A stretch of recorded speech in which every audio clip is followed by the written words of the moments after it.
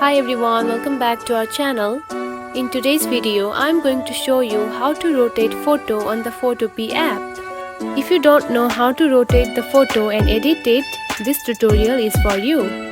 So let's dive right in. First of all, find the Photopea app on your home screen. Now open it.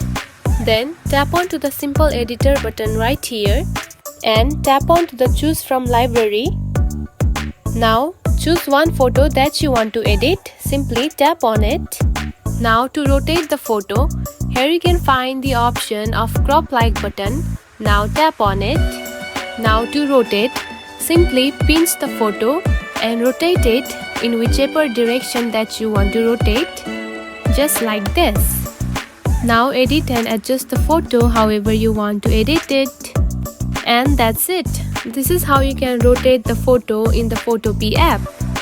If you found this video helpful, don't forget to like and subscribe for more tips. Thanks for watching.